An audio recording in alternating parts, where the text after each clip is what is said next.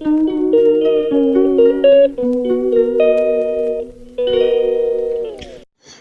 Everyone, welcome back to my channel. Good morning সবাইকে। সবাই কেমন আছো? আশা করি তোমরা সবাই খুব ভালো আছো, আর আমি তো খুবই ভালো আছি। তো দেখো, আমি সকাল থেকেই ব্লগটা স্টার্ট করলাম।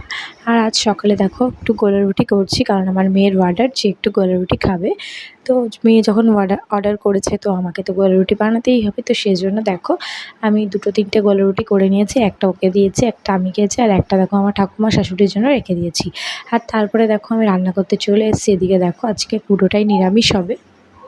আর নিরামিষ রান্নাতে কি হয়েছে চলো তোমাদের সাথে শেয়ার করি। এই দেখো বড়ার তরকারিটা আমার হয়ে গেছে, আর এদিকে মোচা করব, মানে রান্না করব। মোচাটাকে আর কি ভাজবো। আর এইদিকে দেখো আমাদের ওই জমিতে আর কি পেছনে একটু জায়গাতে আর কি মাটি কুপিয়েছিল, সেখানে বীজ দিয়েছিল সবজি। তো সবজি আস্তে আস্তে চারা গাছ বেরিয়েছে, তো তোমরা দেখতেই পাচ্ছ। আর এগুলো দেখো ওলকপি গাছ, তো এগুলো একটু বড় হয়ে গেছে। আর এদিকে সব ছোট ছোট গাছ বেরিয়েছে, তোমরা নিশ্চয়ই দেখতে পাচ্ছ।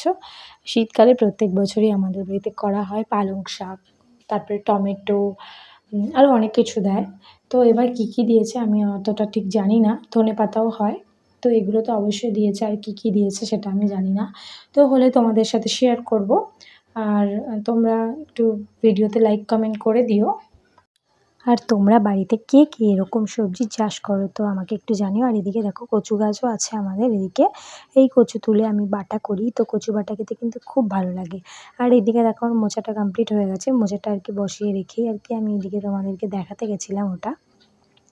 আর এদিকে দেখো আমার মেয়েকে স্নান করাতে নিয়ে যাব, প্রায় 12:30 বেজে গেছে। আমি ওকে ডাকছি, আর ও বারবার এদিক ওদিক সেদিক ছোটাছুটি করছে, যেতেই চাইছে না। আর এদিকে দেখো দুব্বা ঘাস তুলে চারিদিকে ছড়াচ্ছে।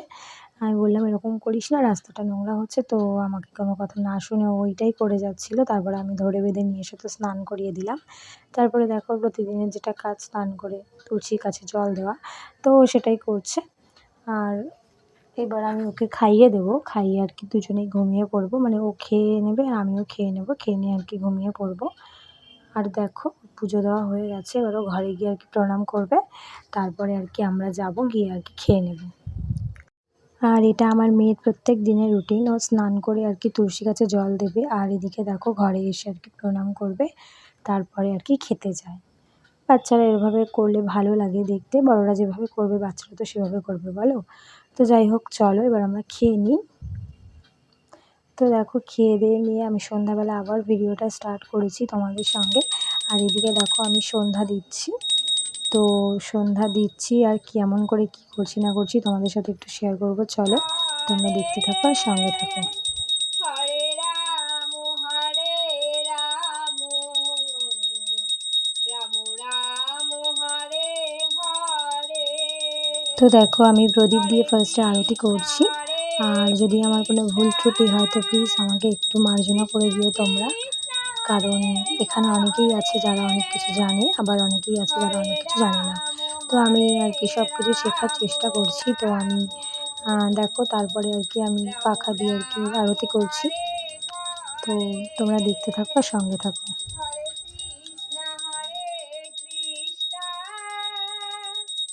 কৃষ্ণ কৃষ্ণ হরে হরে,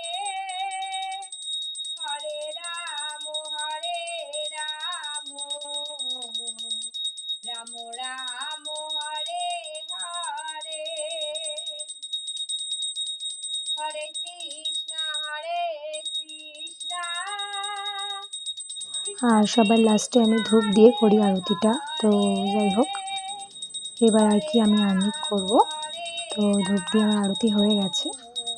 তো চলো এবার আমার আর্নিকটা তোমাদের সাথে শেয়ার করি, যে আমি কীভাবে কি আর্নিক করি।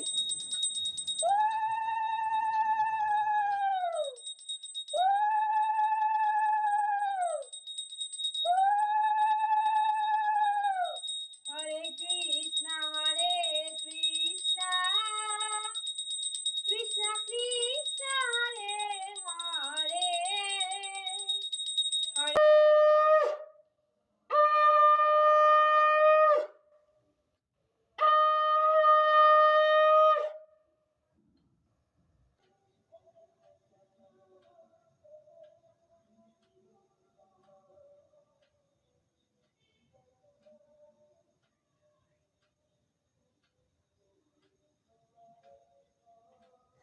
তো দেখো এবার আমি আর্নিক করছি, তো আর্নিকটা হয়ে যাবে এক্ষুনি, হয়ে গেলে তারপর আর কি প্রণাম করব, প্রণাম করে আমি আর কি উঠে যাব। তো আমি এভাবেই সন্ধ্যা দিই, আর আমার সন্ধ্যা দিতে একটু বেশি সময় লাগে কারণ অনেকক্ষণ ধরে দিই। আর এবার দেখো আমি আকাশ প্রদীপ দিতে যাব, দামোদরের মাসের আজকে লাস্ট দিন, তো আজকে প্রদীপ দিলে মোটামুটি 30 দিন কমপ্লিট হয়ে গেছে। তো দেখো আমি এবার প্রদীপটা দেব, আর এই দেখো আমি আবার একটু আরতি করছি, আকাশ প্রদীপ দিচ্ছি তাই। তো এই যে আমার প্রদীপটা দেওয়া হয়ে গেল, তো চলো প্রদীপটা দেওয়ার পর কেমন লাগছে তোমাদের সাথে শেয়ার করি। তো দেখো, চলো টাটা, দেখাবো অন্য কোনো ব্লগে, বাই।